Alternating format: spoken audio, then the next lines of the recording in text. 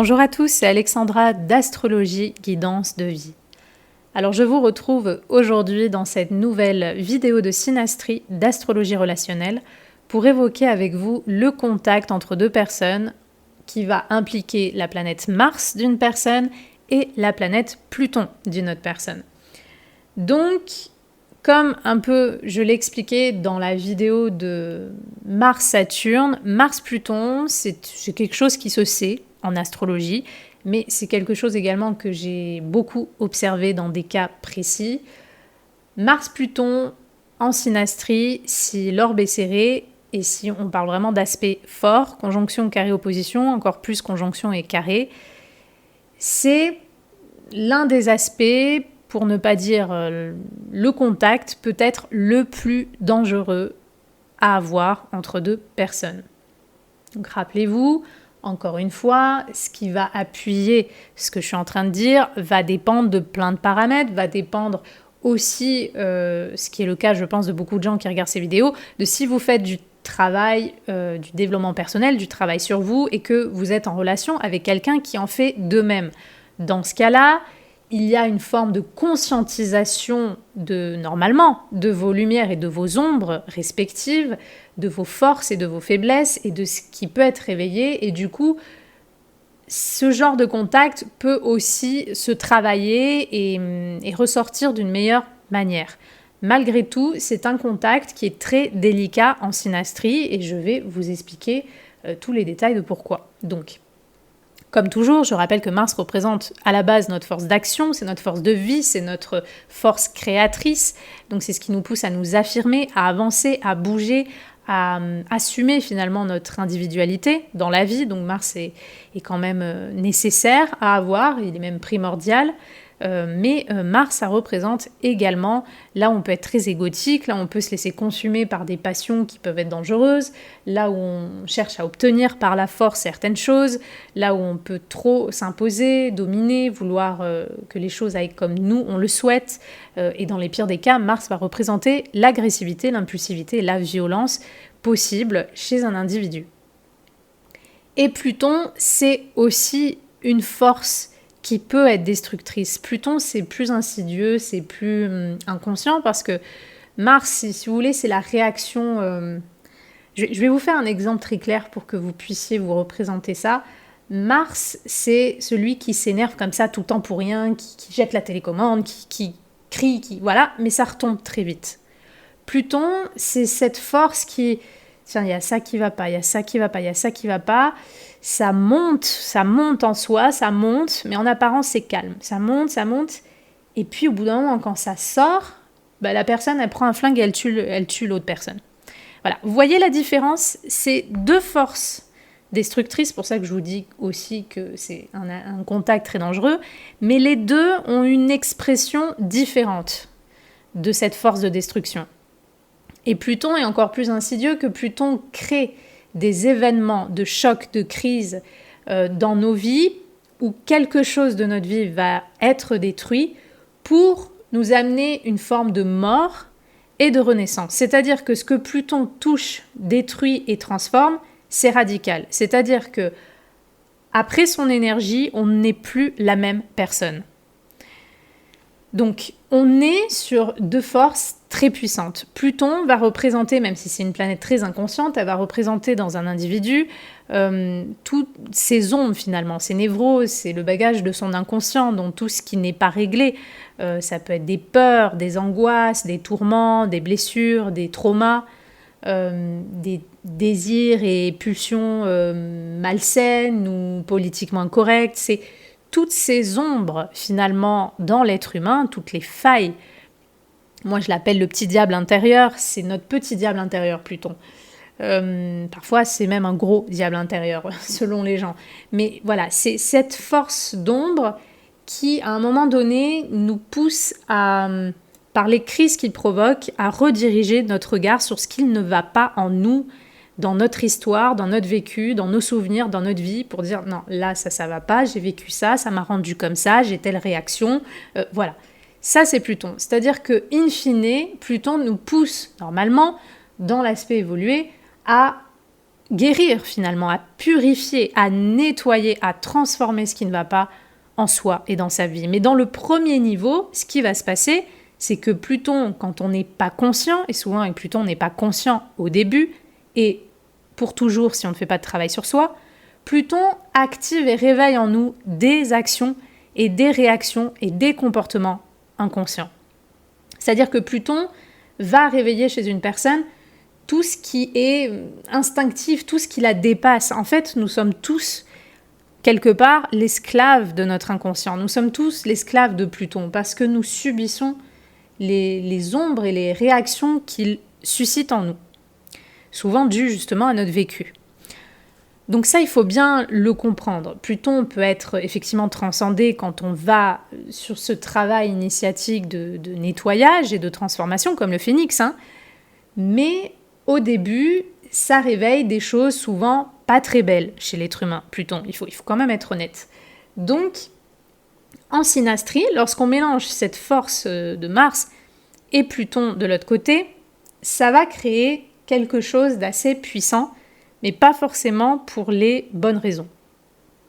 Pourquoi ? Parce qu'en fait, Mars, c'est une planète d'ego, et Pluton, c'est l'ego, mais c'est plus inconscient. C'est ce qui n'est pas réglé et qui donc va susciter des réactions extrêmes de notre ego. Alors que Mars, c'est juste l'ego comme ça qui veut s'affirmer sur le moment. C'est comme un petit enfant qui fait sa crise pour avoir son jouet, et voilà. Donc, on a ensemble deux énergies qui ont une expression différente. L'un est plus instantané, spontané, l'autre non. Mais les deux veulent dominer, veulent contrôler, veulent avoir du pouvoir. Donc il y a une tension qui est extrême et une force de destruction que peuvent se réveiller les deux personnes qui est extrême aussi. Donc ça fait partie des contacts en synastrie que l'on voit souvent.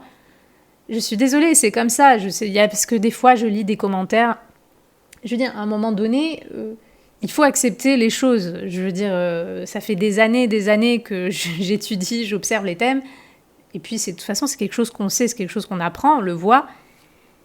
C'est des contacts qu'on voit dans les cas de violence. Donc, c'est des choses qui sont très fréquentes. Voilà, c'est des énergies qui sont très fréquentes, qui se réveillent dans des violences, peu importe quel genre de violence. Donc maintenant, évidemment, c'est pas parce que vous avez en synastrie un contact fort entre le Mars de l'un et le Pluton de l'autre qu'il va forcément y avoir des violences. Mais il y a une base, on va dire. Il y a quelque chose de destructeur qui est potentiellement assez actif finalement entre vous deux. Ça va pas forcément être au début. Pour certains, ça peut être dès le début. Pour d'autres, ça peut être après, je sais pas, 1 an que vous connaissez, 2 ans, 3 ans. Mais il y a, de façon latente, il y a cette énergie-là. Donc, c'est quand même important de le savoir. Donc, comme toujours, je vais quand même évoquer les bons côtés de ce genre de contact et les moins bons. Donc, Mars-Pluton, dans les bons côtés, alors ça dépend encore une fois quel type de relation. Je vais me répéter toujours avec Mars, comme à chaque fois on parle de Mars, on parle du désir. Pour le peu qu'il y ait une attraction sexuelle entre les deux personnes, je vais plutôt voir ça dans le cadre d'un trigone et d'une conjonction. Si vous avez un trigone ou une conjonction, vous pourriez avoir une très forte attraction, un très fort magnétisme entre vous et une personne. Et la sexualité peut être très intense, très très très intense. Donc on va dire que ça va être un peu plus compatible ou ça va un peu plus se rejoindre, voilà, si on a affaire à un trigone ou à une conjonction. Mais la conjonction, rappelez-vous, c'est toujours 50-50, dans les bons côtés et les moins bons côtés. Donc, sexualité très puissante, fort magnétisme, ça c'est l'une des bonnes, entre guillemets, expressions que peut amener ce genre de contact. Les autres bons côtés, on va dire tout ce qui est justement le fait d'être motivé à explorer l'inconnu, l'invisible. Si on est justement, comme je l'ai dit en début de podcast, on est dans cette démarche de développement personnel, de travail intérieur, et que les deux individus ont envie de faire ça, on peut se passionner ensemble, on peut se motiver ensemble à faire ce genre d'activité, à chercher, à fouiller en soi, à essayer de se transformer mutuellement. Donc ça, c'est très intéressant aussi parce que justement, il y a cet aspect thérapeutique qui peut être possible, il y a cet aspect découverte justement de l'ego aussi, pourquoi pas, respectif entre les deux personnes. C'est un aspect qui est intéressant pour fouiller dans la psychologie de l'autre aussi. Donc, ça va être, par exemple, deux enquêteurs qui travaillent ensemble pour élucider une affaire criminelle. C'est super d'avoir ce genre de contact ensemble parce que ensemble, on va chercher, on va agir pour comprendre toutes ces affaires un petit peu secrètes. On n'a pas tous les éléments, on cherche, on fouille. Tout ça, c'est très Mars-Pluton. Donc voilà, ça dépend quel type de relation aussi vous avez avec une personne. Pour ce genre de relation-là, ce contact va aussi être très intéressant. Tout ce qui est maîtrise, pouvoir dans le sport, l'action aussi. Pareil, un coach sportif qui vous aide à transformer votre action ou qui vous apprend finalement à perfectionner un petit peu votre façon de vivre un sport. Si vous avez ce contact dans une maîtrise de votre force aussi pour attaquer ou défendre. Donc on va penser évidemment aux arts martiaux. Donc entre un prof et son élève, pareil, ça va être un contact très intéressant parce que l'un va apprendre à comment maîtriser ou métamorphoser sa force pour pouvoir combattre, pour pouvoir se défendre. Ça, c'est encore un autre cas de figure. Donc, c'est toujours pareil. Ça dépend pour quel type de relation. Pour des relations qui demandent justement cette transformation du pouvoir, cette introspection, cette découverte de soi ou des choses un peu invisibles, le fait d'enquêter ensemble, de travailler dans des affaires criminelles, de vouloir comprendre, des choses comme ça que l'on fait ensemble. Donc ça, on va plus penser à des relations professionnelles. Pour tout ça, ça va être intéressant. Et comme je l'ai dit en début de vidéo, aussi dans certains cas concernant l'attraction, l'alchimie sexuelle. Donc pour ça, ça va être intéressant aussi. S'il y a aussi deux personnes qui ont envie de découvrir une sexualité ou transformer l'énergie sexuelle, on va penser à un peu la mode d'aujourd'hui avec le tantra, l'idée encore une fois, de transformer notre façon de vivre notre énergie sexuelle ou nos désirs. Bref, tout ce genre de relations-là, qui ont un lien finalement avec les deux planètes, ça va être intéressant. Parfois, ce qui va être intéressant aussi, c'est que l'un peut donner du courage à l'autre pour se transformer, pour renaître aussi peut-être, radicalement, d'une vie difficile. D'une vie où la personne a été blessée, a été abusée. L'autre peut donner ou peut constituer un moteur, une source d'action, de soutien pour que l'autre réussisse justement à s'en sortir. Donc même si on a ce genre de contact évidemment entre deux personnes évoluées, mais dans une amitié, même dans une relation sentimentale, peu importe, mais qu'on a ce genre de vision-là, ce contact va amener une profondeur dans l'énergie de régénération, dans la résilience de l'une des deux personnes, voire les deux. Donc toute relation finalement qui pousse l'autre individu, peu importe le type de relation, mais qui pousse l'autre individu à plonger en lui-même, à se relever, à renaître, à se battre pour sa vie, sa survie, à découvrir ou redécouvrir ou transformer son pouvoir, retrouver le contact, on va dire, avec ses ressources intérieures. Tout ça, tout ce genre de relation qui implique ce genre de démarche, ça va être un contact très puissant, très transformateur, très important entre deux individus. Maintenant, je le répète, il va y avoir quand même un aspect très dangereux à ce genre de contact. Et on va dire que la dangerosité va davantage se voir si vous avez ce contact en carré avec une personne et si l'orbe est vraiment serré, donc serré, je sais pas, je dirais entre 0 et 3, même voire 4 degrés. Après, ça va quand même se ressentir au-delà, mais le pire, c'est entre 0 et 3 degrés. Donc le carré, la conjonction dans certains cas aussi, et l'opposition. Mais le pire, c'est le carré. Et je dirais en première position, c'est le carré. En deuxième, la conjonction. Et en troisième, l'opposition. Parce que l'opposition, c'est toujours pareil. C'est des forces antagonistes, mais qui sont éloignées. Ça crée un balancier. Donc des fois, ça atténue un peu l'opposition en synastrie. Donc en fait, ce qui va se passer, c'est qu'il va y avoir... L'aspect fort va appuyer le côté excessif de ce genre de contact entre deux individus. Et l'excessivité d'un Mars-Pluton entre deux personnes, généralement, c'est pas très joli. Parce que ça veut dire que d'une façon ou d'une autre, les énergies destructrices vont davantage être présentes, en fait, entre deux personnes. Ou les énergies de violence, ou les énergies de manipulation. Donc, en fait, ce qui peut se passer, c'est que souvent, il va y avoir des violences possibles avec ce genre de contact. Donc, chez certaines personnes, ça va être, je ne sais pas, elles vont avoir ce genre de contact avec un agresseur sexuel, ou elles vont vivre des violences conjugales, ou elles vont être tuées par la personne. Bon, là, je prends effectivement les exemples les plus extrêmes, mais ça peut être de l'abus aussi verbal, ça peut être des choses qui sont quotidiennes aussi. Mais il y a une forme d'abus, il y a une forme de pouvoir et de contrôle que l'un des deux ou les deux pourra chercher à avoir sur l'autre. Et souvent, les deux vont se réveiller, ou parfois plus chez l'un, beaucoup de haine, de colère, de réactions qui sont tellement puissantes que souvent ce sont des forces qui sont très difficiles à contrôler. Parce que souvent, ce sont ces forces-là qui nous contrôlent. Souvent on se croit très grand, mais l'humain est souvent très petit face à ce qui le gouverne, face à ce genre de force-là. Quand il y a des forces d'ego, de haine, que l'un réveille là tout le bagage de haine, de rancune, de choses non réglées de la personne, ça peut créer quelque chose de très très destructeur. Donc, encore et toujours, pour les aspects, les contacts délicats, je dis méfiance si vous avez ce genre de contact en synastrie avec une personne, surtout si l'orbe est serré et qu'on parle d'un aspect de carré ou de conjonction. Et parfois d'opposition aussi. Parce qu'il faut bien observer comment agit la personne Pluton. Déjà, est-ce que Pluton est dominant? Comment agit la personne Mars? Est-ce qu'elle a déjà un tempérament agressif, impulsif ou violent?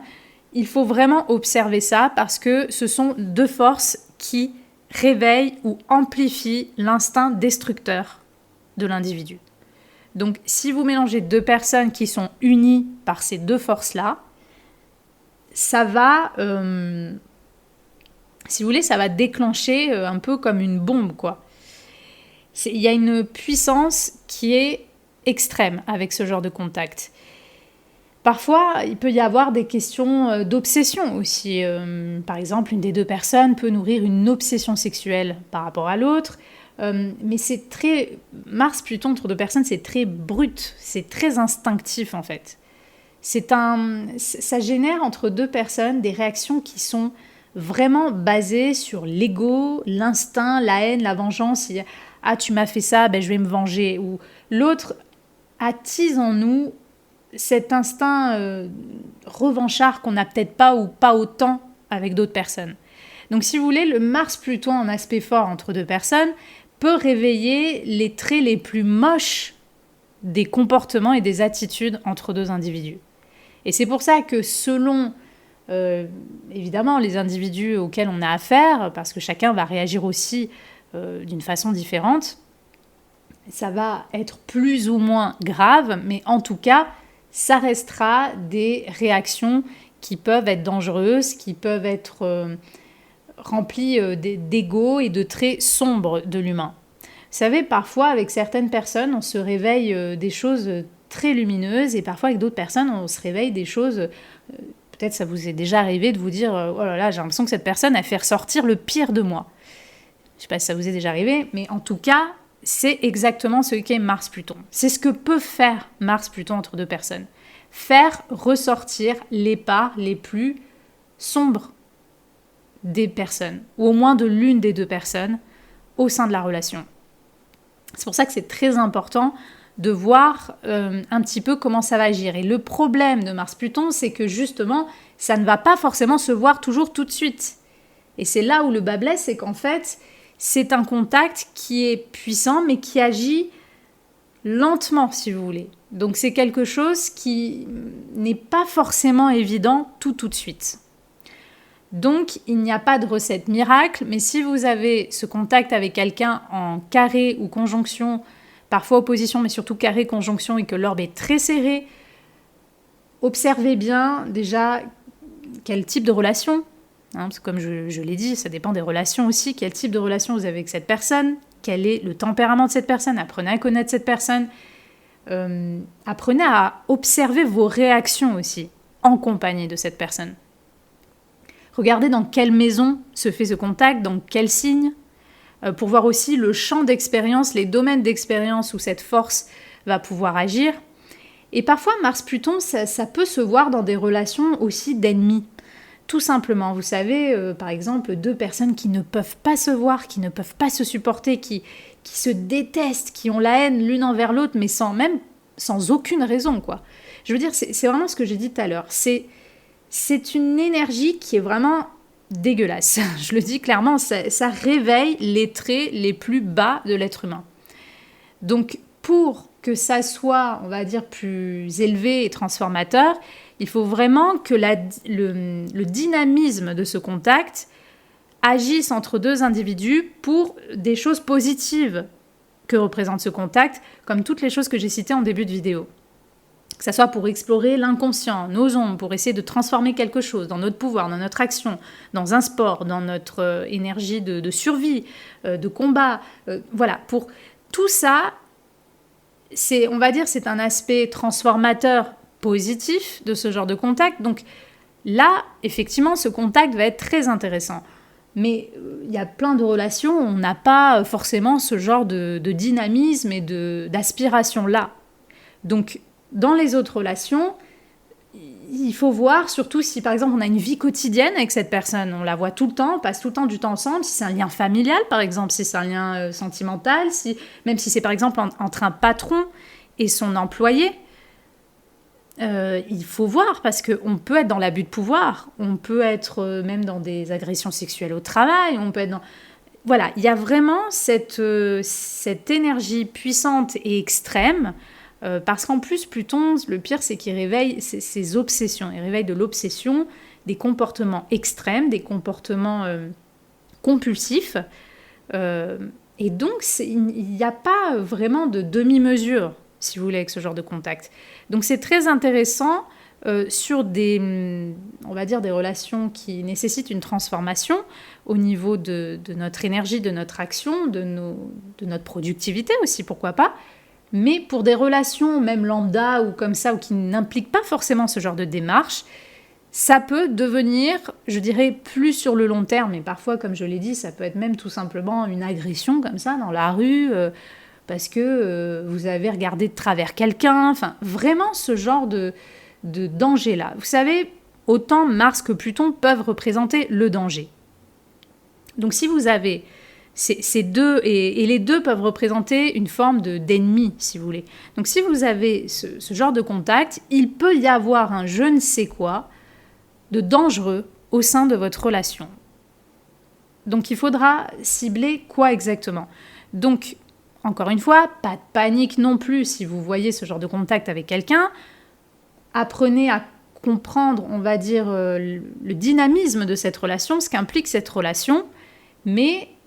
Voilà, observez en fait, tout simplement, observez comment l'ego et les failles et les ombres de vous et de l'autre personne vont surgir en fait au sein de cette relation. Et en observant ça, vous pourrez avoir une idée de s'il vaut mieux finalement s'éloigner de l'un et l'autre parce qu'on se réveille ensemble trop de choses toxiques, ou si on a la force et la maturité nécessaires de travailler ou transformer ou peaufiner un petit peu ce qui est réveillé pour voir ce qu'il y a derrière, s'il y a des blessures, des failles, des peurs, voilà. Ça peut être tout simplement Mars-Pluton, ça peut être, je l'ai moi-même connu, mais je l'ai vu aussi dans d'autres personnes, dans d'autres cas, ça peut tout simplement être dans des relations où vous subissez de la jalousie, de la possessivité, mais maladive, paranoïaque d'un individu. C'est-à-dire que ça prend des proportions, mais complètement... irréaliste. Donc c'est toute cette énergie sombre parce que vous savez, en plus Pluton il est soupçonneux, où il peut réveiller le soupçon chez l'autre. Il y a cette énergie secrète, tu me caches des choses, voilà, on est vraiment dans les ombres, dans le souterrain. On se réveille des réactions ou des peurs irrationnel, on se réveille des réactions ou des comportements extrêmes, en fait.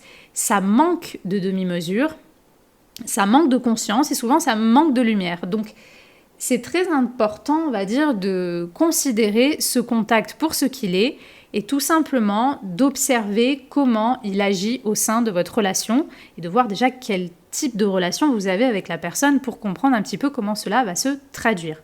Donc là, les mauvais côtés que je viens de citer, je le répète, ça va surtout être possible, ça va surtout se voir si vous avez un aspect très serré entre ces deux planètes, en synastrie, en conjonction ou en carré et parfois en opposition. Voilà. C'est, on va dire, ce contact-là dans ces aspects-là qui vont possiblement amener les traits les plus sombres. Donc encore une fois, je ne dis pas de diaboliser, je dis juste d'observer, d'être attentif, de conscientiser et de voir un petit peu comment ce genre de contact va se traduire. Rappelez-vous que c'est toujours les transits planétaires qui vont réveiller la problématique. C'est-à-dire que vous avez un Mars-Pluton en synastrie et quelqu'un, il ne va absolument rien se passer. Sauf que le jour où il y aura le Mars du ciel ou le Pluton ou voilà une autre planète explosive, je ne sais pas, Uranus, qui va toucher ce contact entre vous deux, c'est là que vont se déclencher les événements. Si vous n'avez pas de transit particulier qui va toucher ce contact, il ne va pas forcément être très actif entre vous. Il peut, sur certaines mesures, mais il ne va pas être très actif. Il va devenir actif et la problématique, on va dire la tension de ce contact va vraiment se déployer lors de transits planétaires. C'est toujours comme ça que ça se passe. Rappelez-vous de ça, c'est les transits planétaires qui déclenchent les événements lorsqu'ils traversent, lorsqu'ils touchent des contacts épineux en synastrie ou même en thème individuel. Ce sont toujours les transits planétaires. Donc voilà, c'est pas parce que vous avez Mars-Pluton, vous pourrez très bien vous dire, oui, moi il se passe rien avec cette personne, sauf que peut-être qu'il y a un moment donné, vous allez avoir un transit 3 ans après, et là, boum, ça va déclencher quelque chose. Donc, voilà, c'est très important de voir un petit peu aussi par rapport au transit planétaire, qu'est-ce qui peut être déclenché à certaines périodes. Voilà. Donc voilà ce que je pouvais vous dire sur ce contact qui est très très très très très puissant et que donc comme tout contact puissant, il est à regarder avec prudence, surtout dans une relation entre deux personnes qu'on espère saine, agréable et la plus équilibrée possible. Donc voilà ce que je pouvais vous dire sur Mars-Pluton en synastrie, j'espère que ça vous aura plu et moi je vous dis à bientôt pour de prochaines vidéos.